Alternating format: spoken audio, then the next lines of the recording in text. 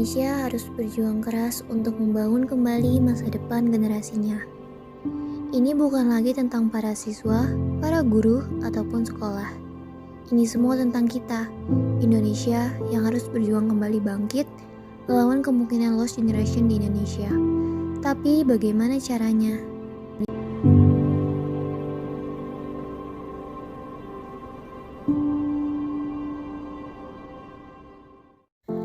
Fenomena lost generation atau generasi yang hilang, yaitu dampak dari hilangnya kesempatan peserta didik memperoleh pembelajaran yang maksimal. Penyebab terbesar dari fenomena tersebut adalah pandemi COVID-19. Pandemi tersebut tentu telah membawa pendidikan pada masa keterpurukan. Dunia pendidikan di masa pandemi COVID-19 memang diberatkan oleh dua pilihan yang sama pentingnya. Menjaga kualitas pendidikan atau menjaga keamanan dan kesehatan peserta didik, salah satunya harus bisa direlakan. 2 tahun sudah pemerintah memilih untuk merelakan kualitas pendidikan di Indonesia dan memilih untuk mengutamakan masalah kesehatan. 2 tahun yang tanpa kita sadari akan mempengaruhi kualitas pendidikan Indonesia, bukan hanya di masa ini, tapi juga di masa yang akan datang. Segala usaha telah dilakukan oleh pihak sekolah untuk mencegah adanya learning loss. Learning loss sendiri berarti situasi di mana peserta didik kehilangan pengetahuan dan keterampilan, baik secara umum atau khusus, ataupun kemunduran akademik. Berdasarkan hasil riset Kemendikbudristek sebelum pandemi, kemajuan belajar selama 1 tahun untuk kelas 1 SD adalah sebesar 129 poin untuk literasi dan 78 poin untuk numerasi.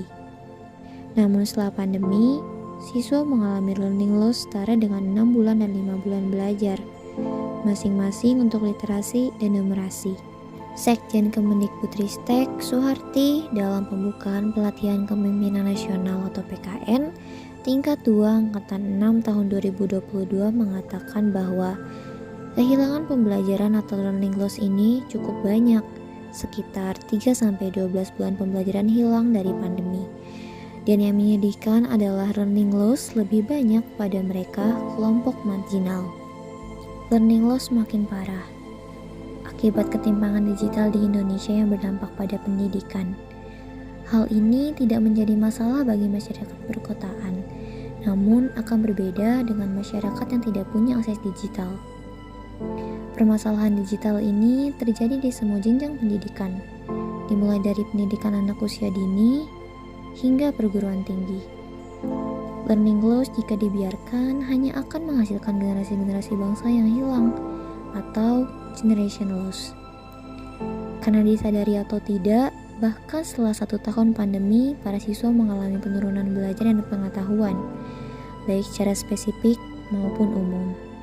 Pendidikan yang sebelumnya berjalan sudah settle dengan sistem yang sudah ada, harus dibuat dengan sistem baru, di mana saat ini kita harus berinovasi, kreatif mungkin membuat pembelajaran agar anak-anak tidak kehilangan pemberian materi pelajaran secara maksimal.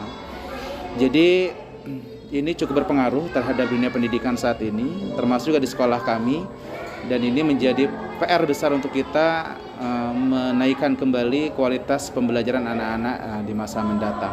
Maudy Ayunda selaku juru bicara pemerintah untuk presidensi G20 Indonesia menekankan jika learning loss tidak segera diatasi, maka hal tersebut akan berpengaruh pada keseluruhan kualitas pendidikan Indonesia.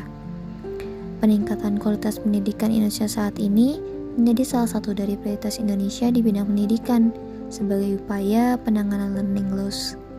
Dalam hal ini, Kemendikbudristek melakukan upaya penyederhanaan kurikulum untuk mengatasi krisis dan pemulihan pembelajaran akibat pandemi dengan meluncurkan kurikulum Merdeka dan platform Merdeka Belajar.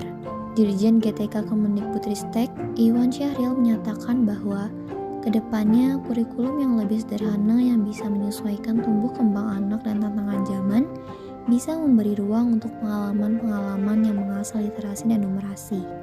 Literasi dan numerasi merupakan fondasi untuk pembelajaran kedepannya. Jika tidak memiliki kedua hal tersebut, seseorang tidak akan mampu untuk memunculkan inovasi-inovasi yang baru. Menyederhanakan kurikulum sendiri dinilai merupakan upaya yang tepat untuk dilakukan, Karena kurikulum Merdeka memiliki 3 keunggulan, yaitu lebih sederhana dan mendalam, berfokus pada materi yang esensial dan pengembangan kompetensi peserta didik pada fasenya, tidak terburu-buru dan menyenangkan. Lalu yang kedua yaitu lebih merdeka, dengan cara meniadakan program peminatan di SMA. Kemudian yang terakhir yaitu lebih relevan dan interaktif, dengan metode pembelajaran melalui kegiatan proyek, memberikan kesempatan lebih luas kepada peserta didik untuk secara aktif mengeksplorasi isu-isu aktual, misalnya isu lingkungan, kesehatan, dan lain sebagainya. Sebelum pandemi dengan kurikulum seperti biasa, seperti yang normal, kemudian pandemi dengan kurikulum darurat dari pemerintah.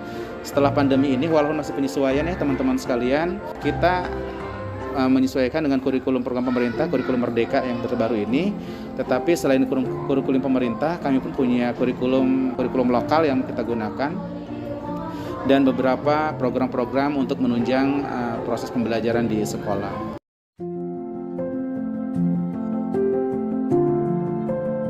Usaha untuk memulihkan kualitas pendidikan akibat learning loss akan berhasil apabila kita semua bergerak bersama-sama untuk bergotong royong.